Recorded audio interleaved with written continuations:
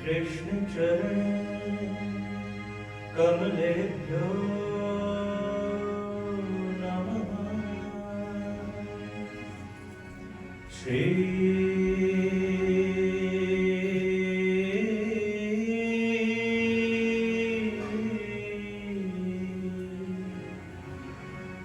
सर्वेभ्यो देवेभ्यो नमः। गुरुर्ब्रह्मा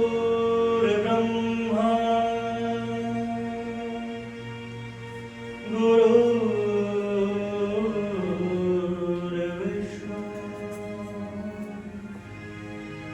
गुरुर्देव महेश्वर।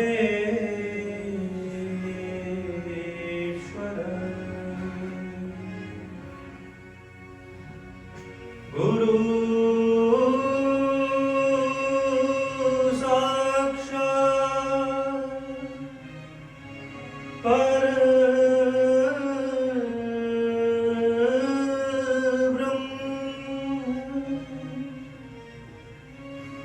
तस्मै श्री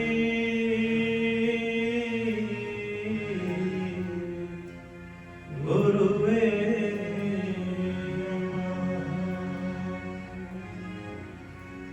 भवानी शंकर वंदे श्रद्धा विश्वास रूपिणो याभ्यां विना न पश्यन्ति सिद्धा स्वान्तः स्मरेश्वरम्।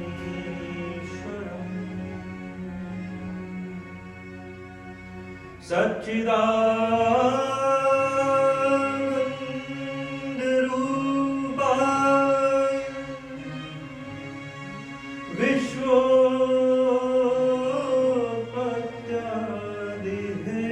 विश्वोत्पत्त्यादिहेतवे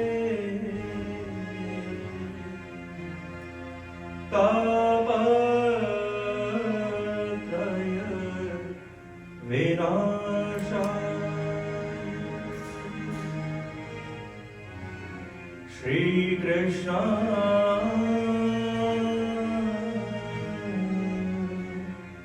वयं नमः। श्रीकृष्ण वयं नमः।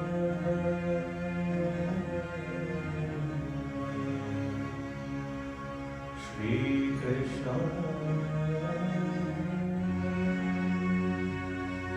वयं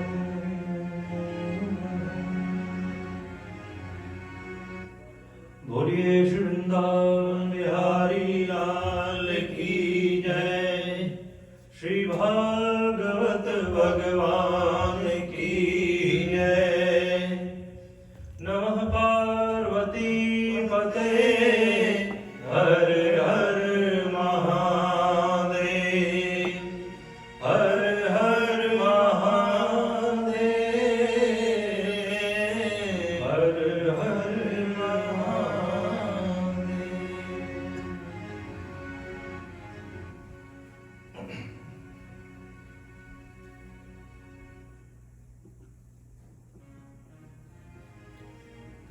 श्रीमद् भागवत श्री तत्व प्रधान है। इसमें मात्र शक्ति को प्रमुख माना गया है। इसलिए महाराज मनु और शत्रुपा जिनकी 3 पुत्रियां हुई, देवहूति, आकुति और प्रसूति, इनके वंश का वर्णन श्रीमद् भागवत में पहले आया है। और तब महाराज मनु के जो दो पुत्र हुए, उत्तानपाद और प्रेमव्रत, इनका वर्णन बाद में आया। सबसे पहले श्री भगवान ने महाराज मनु के पुत्रियों के घर अवतार लिया।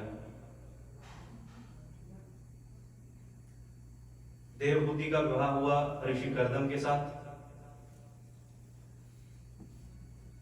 उनके घर श्री भगवान कपिल के रूप में प्रकट हुए। कपिलोवतार हुआ श्री भगवान का।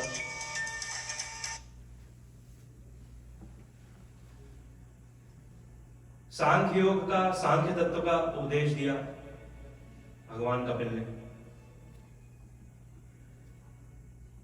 मन ही बंधन और मोक्ष का कारक है, ये सांख्य दर्शन है। मन ही बांधता है और मन ही खोलता है। यदि इस मन को संसारिक विषय भोग में लगाओगे तो ये बंधन का कारण बनेगा, और यदि इसी मन को श्री भगवान में लगाया जाए तो यही मन मोक्ष का कारण है। बंधन खोलता भी है, ये सांख्य दर्शन है। महाराज मनु की जो बड़ी पुत्री है प्रसूति, जिनका विवाह दक्ष के साथ हुआ, दक्ष प्रजापति,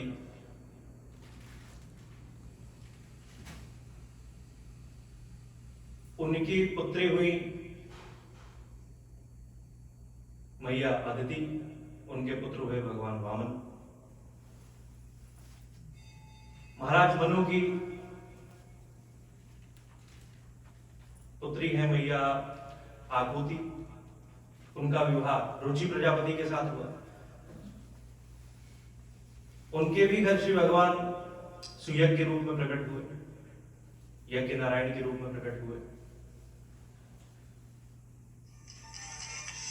महाराज मनु के जो पुत्र हुए उत्तानपाद, इनका वंश कृतकृत्य हो गया, क्योंकि इनके वंश में एक बहुत ही तपस्वी तेजस्वी भगवत भक्त का जन्म हुआ, महाराज ध्रुव। उनकी कथा आती है।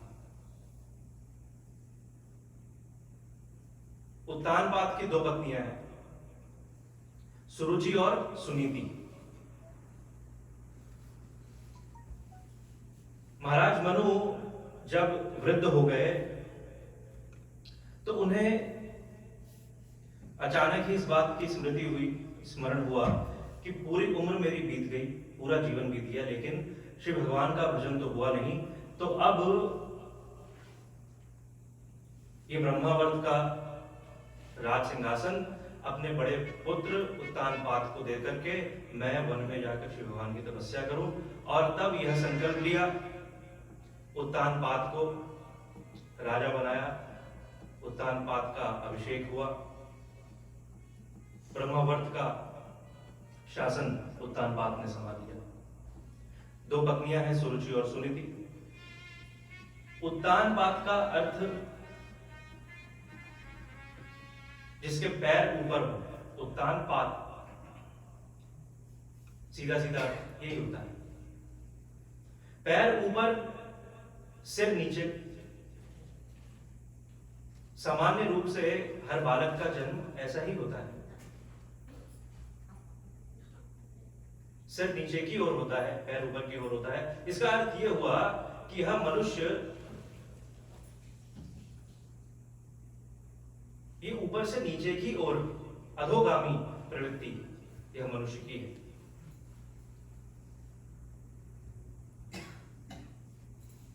उत्तानपाद की जो दो पत्नियां हैं, उसमें से उत्तानपाद का विशेष स्नेह लगाव अपनी छोटी जो पत्नी है सुरुचि, उसके प्रति है। और सुनीति वो बहिष्कृत, तिरस्कृत जीवन व्यतीत करती है। उपेक्षित है, उसको उस महल में भी जगह नहीं है। महल के बाहर कहीं कोई कुटिया बना करके उसकी व्यवस्था की गई है रहने की। और सुरुचि जिस पर विशेष लगाव है उत्तानपाद का, वो महाराज के साथ रहती है, महल में ही रहती है।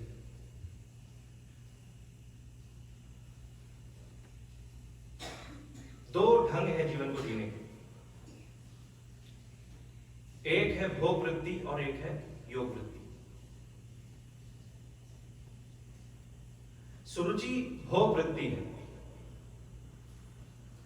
सुनीति योग वृत्ति है। मनुष्य का सहज आकर्षण सुरुचि की ओर होता ही है, होगा ही। यह जो उत्तानपाद यानी यह जो अधोगामी मनुष्य है, इसका सहज आकर्षण सुरुचि की ओर ही होगा, इसका सहज आकर्षण भोग वृत्ति की ओर ही होगा। और ऐसा यह मनुष्य योग वृत्ति का परित्याग करके ही अपना जीवन व्यतीत करता है। योग वृत्ति को दूर रहता है, स्वीकार नहीं करता। श्रीमद् भागवत की यह समाधि भाषा है।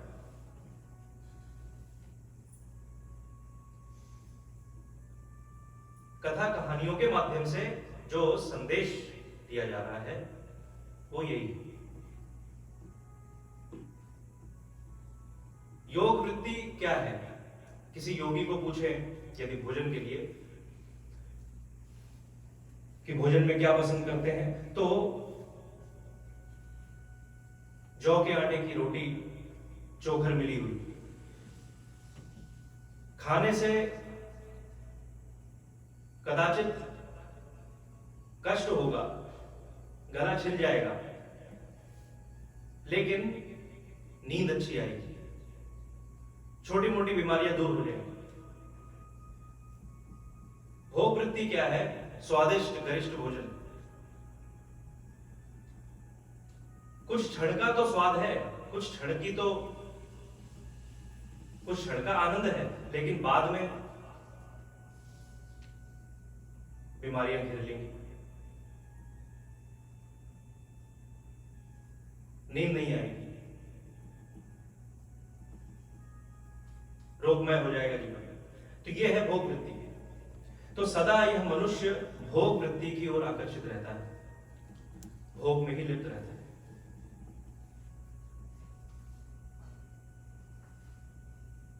ऐसा उत्तानपाद सुरुचि को तो स्वीकार करते हैं, सुरुचि से प्रेम करते हैं, लेकिन सुनीति को उपेक्षित, तिरस्कृत करके अपने से दूर, राजमहल से कहीं दूर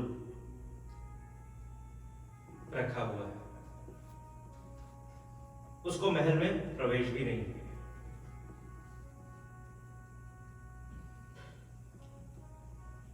यथा समय सुरुचि के घर एक पुत्र का जन्म हुआ। सुनीति के घर एक पुत्र का जन्म हुआ।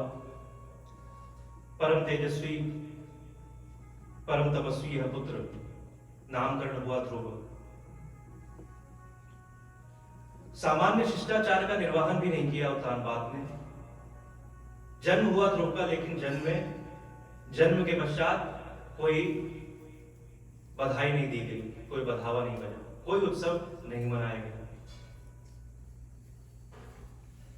ध्रुव जी बड़े हुए, 5 वर्ष के हो गए। अब तक ध्रुव जी ने अपने पिता उत्तानपाद को देखा ही नहीं। ऐसा उपेक्षित जीवन जी रहे ध्रुव जी और उनकी मां सुनीति। एक दिन जब ध्रुव जी गुरुकुल गए तो उनके साथ पढ़ने वाले जो उनके अन्य जो मित्र सहपाठी थे, उन्होंने ध्रुव जी से पूछा, अरे ध्रुव, तुम तो महाराज उत्तानपाद के पुत्र हो, कितना सौभाग्यशाली जीवन होगा तुम्हारा। महाराज की छत्र छाया में कितना सुरक्षित संरक्षित जीवन होगा तुम्हारा। तुम तो बड़े भाग्यशाली हो।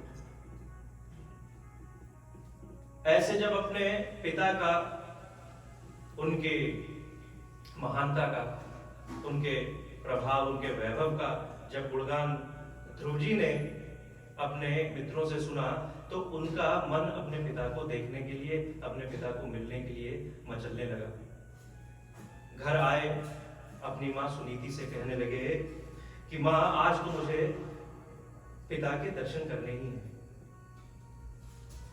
आज तक मैंने उनके दर्शन नहीं किए, तो कैसे दिखते हैं, कैसा स्वभाव है उनका, आज तो मुझे दर्शन करने ही है। और जब जिद पकड़ करके बैठ गए महाराज ध्रुव, तो सुनीति ने एक दासी के साथ महाराज ध्रुव को उत्तानपाद के पास भेजा,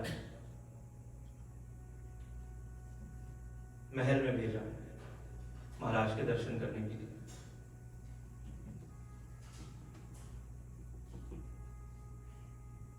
ध्रुव जी गए। जब राजमहल देखा ध्रुव ने, तो देखकर आश्चर्यचकित हो गए। ऐसा भव्य महल,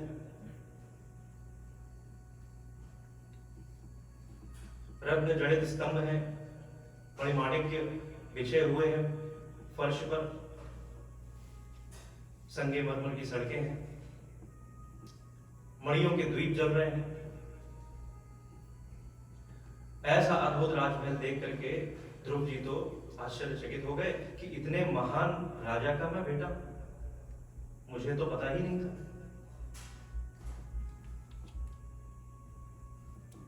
इतना ऐश्वर्य,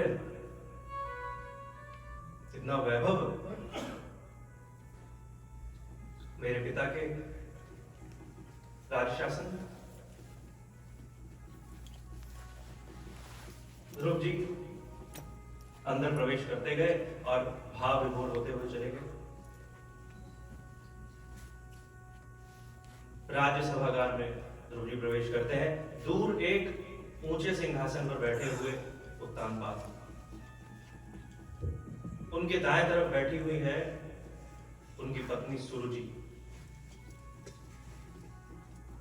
और उनके गोद में खेल रहा है सुरुचि का पुत्र उत्तम।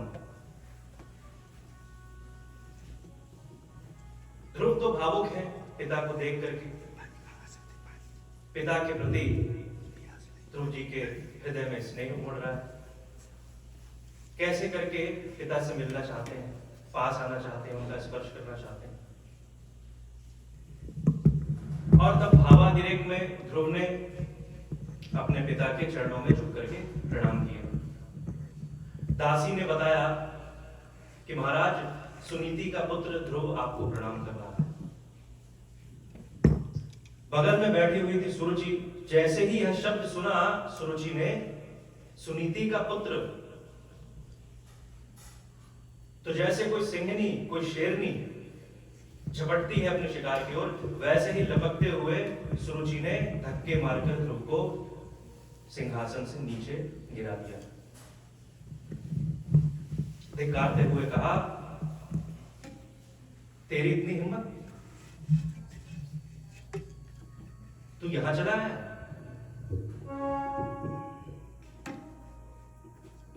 आज तो तू प्रणाम कर रहा है महाराज को, कल इस राज्य में आधा हिस्सा मांगेगा।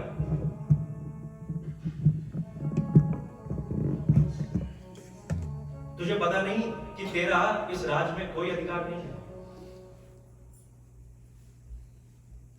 इस संपत्ति पर, इस राज्य सत्ता पर तेरा कोई अधिकार नहीं है।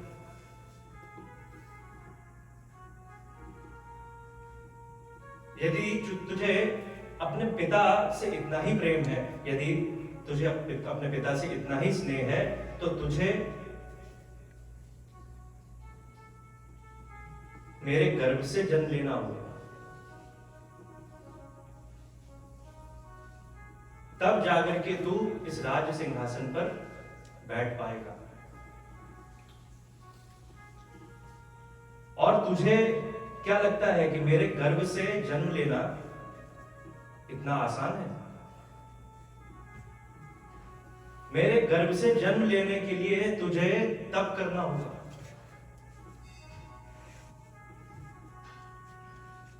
ये इतना आसान नहीं है।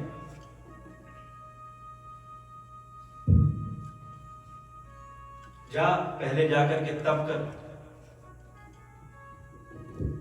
और यदि उस तप के फलस्वरूप भगवान ने तुझ पर कृपा की, तब कहीं तू मेरे गर्भ से जन्म ले पाएगा। और जब तू मेरे गर्भ से जन्म लेगा, तब तो इस ब्रह्मावर्त के राज सिंहासन पर बैठ पाएगा, तब तू महाराज की गोद में खेल पाएगा।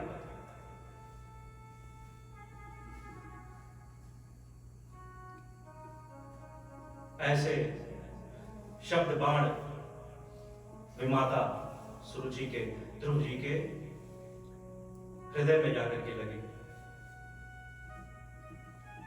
विमाता के कठोर शब्दों से इतना दुखी, इतना आहत नहीं हुए ध्रुव, जितना अपने पिता उत्तानपाद के मौन से हुए।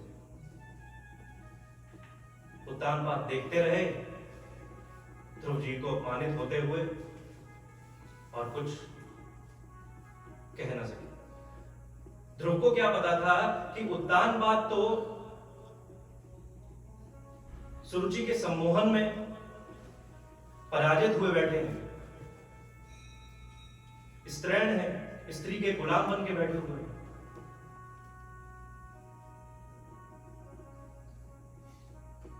ऐसे शब्द शल्य ध्रुव के छाती में चुभे, ध्रुव सिसकने लगे, रोने लगे।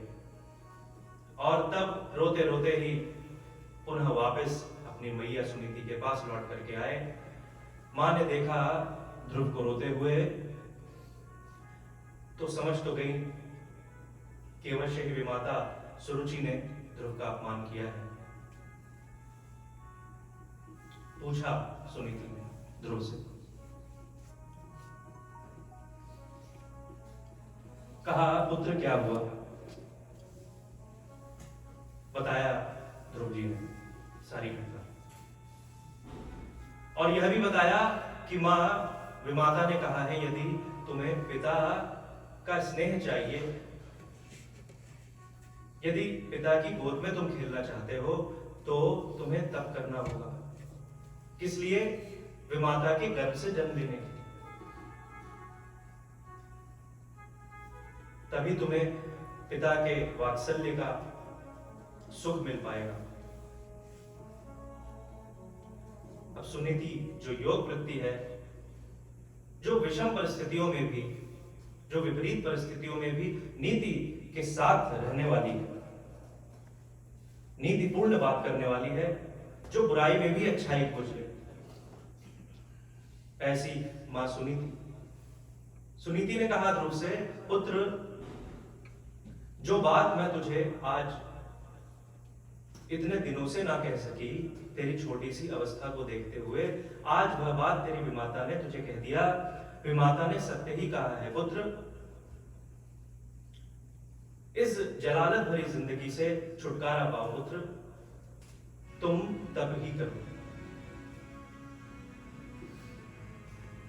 तब ही तुम्हारे जीवन का समाधान है। लेकिन तब करो किस लिए? विमाता के गर्भ से जन्म लेने के लिए नहीं, उस परमात्मा को पाने के लिए, उस परम तत्व को पाने के लिए तब करो।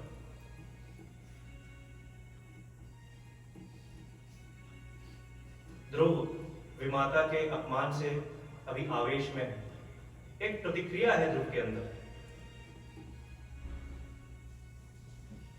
ध्रुव सोच रहे हैं कि मैं भी देखता हूं कि ब्रह्मावर्त का राज सिंहासन सुरुचि पुत्र उत्तम का होता है या सुनीति पुत्र इस ध्रुव का होता है। मैं तब करके यह बात सिद्ध कर दूंगा। और तब ऐसे ही आवेश में ध्रुव ने अपनी मां सुनीति को प्रणाम किया। कहा ध्रुव ने कि मां फिर मैं तप करने जा रहा हूं, अपना आशीर्वाद दो। और जब ध्रुव जाने को हुए तो सुनीति ने रोका ध्रुव। कहा पुत्र ऐसे तप करने जाओगे, आवेश से भरकर, पुत्र कहीं ऐसा ना हो कि तुम्हारा तप मात्र एक प्रतिक्रिया बनकर रह जाए। क्रोध में किया हुआ कोई भी कार्य क्रोध को ही जन्म देता है, अहंकार को ही जन्म देता है। तप करो लेकिन शांत समरस भाव से, शांत मन से तप करो।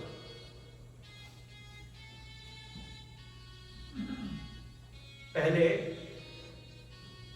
अपने मन को शांत करो। ध्रुव ने पूछा तो क्या करूं मां? सुनीति ने कहा पुत्र पहले जाकर के अपनी विमाता सुरुचि का आशीर्वाद, पहले जाकर के उसका आशीर्वाद, क्योंकि विमाता के प्रति तुम्हारे मन में अभी क्रोध है, आवेश है। पहले उस आवेश को शांत करो।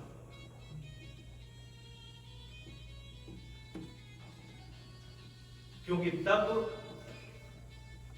मौन में, शांति में ही घट सकता है।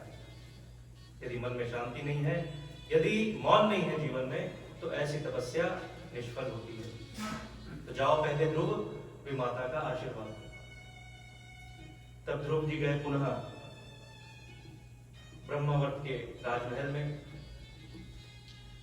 दूर से आते हुए देखा सुरुचि ने ध्रुव को, और जब देखा तो फिर से क्रोध में आग बबूला हो गई। सुरुचि सोचने लगी कि कैसा निर्लज्ज बालक है, देखो इसको अपमानित करके बाहर निकाला और देखो वो फिर से चला आ रहा है। और ऐसी सुरुचि जब क्रोध में गुनगुनाती हुई जब ध्रुव जी के पास गई उन्हें फटकारने के लिए, डांटने के लिए, तो सहसा ही ध्रुव ने सुरुचि के चरणों में मस्तक रख करके प्रणाम किया। कहा मां तुमने बहुत उचित उपदेश दिया मुझे, अब मैं तप करने ही जा रहा हूं, और जब तक मेरा तप सफल नहीं होगा तब तक मैं लौट करके नहीं आऊंगा। प्रणाम करके ध्रुव चले गए। सुरुचि ने भी एक बार तो सोचा ध्रुव को देख करके, ध्रुव के भाव का दर्शन करके, कि काश ऐसा ही पुत्र एक मेरा भी होता।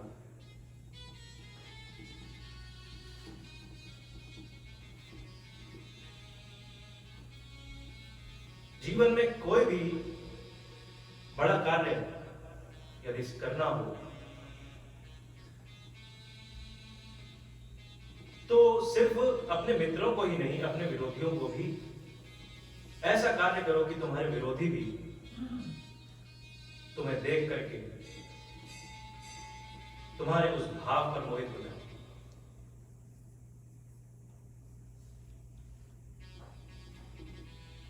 शांत हुए ध्रुव, गए वन की ओर तपस्या करते हैं। 5 वर्ष के बालक हैं। तब क्या होता है, कैसा होता है, ध्रुव को कुछ भी नहीं पता है। शुरू करें तो कैसे, कहां से? कोई तो आधार नहीं, कोई तो ज्ञान हो। 5 वर्ष के बालक को क्या ज्ञान होगा? तब के बारे में क्या पता होगा एक छोटे से बालक को? वन में भटकते हुए ध्रुव, मार्ग में ध्रुव को नारद जी मिल गए। नारद जी ने पहचान लिया ध्रुव। कहा पुत्र तुम तो महाराज उत्तानपाद के पुत्र हो ना, इस भयंकर वन में अकेले क्या बात हुई? तब ध्रुव ने सारी घटना बताई नारद जी को। कैसे विमाता सुरुचि ने अपमान किया ध्रुव का, कैसे उनकी मां सुनीति ने प्रेरणा दी तप करने की, और तप करने वन में आए हुए हैं। तो नारद को बड़ी दया आई ध्रुव ध्रुव जी के ऊपर कहा नारद ने, पुत्र तुम्हारी इतनी छोटी सी अवस्था, ऐसी छोटी सी अवस्था में मान अपमान क्या होता है? अरे किसी ने यदि डांट भी दिया हो तो बड़ों की बात को दिल पे नहीं लगाते। लाओ मैं तुम्हें जाकर के तुम्हारे घर छोड़ देता हूं। इस भयंकर वन में तुम अकेले, आसपास एक से एक हिंसक जीव रहते हैं, तुम्हारा यहां होना ठीक नहीं है। लौट चलो ध्रुव। ध्रुव जी ने कहा नारद जी को, नारद जी मैं तो समझता था कि आप भटके हुए को राह दिखाते हैं, भगवान से मिलाते हैं, और आप आज जब मैं भगवान को प्राप्त करने की ओर अग्रसर हुआ हो, भगवान के मार्ग पर किसी तरह संभल करके चलने को हुआ, तब आप आज मुझे अपने मार्ग से भटका रहे हैं। यह तो उचित नहीं है। और नारद जी आप कह रहे हैं कि तप करना बच्चों का खेल नहीं है। जब तप करने के संकल्प मात्र से मुझे आप जैसे देवर्षि के दर्शन हो गए, आप जैसे गुरु मिल गए, तो जब तप करने जाऊंगा तो क्या मुझे श्री भगवान नहीं मिलेंगे?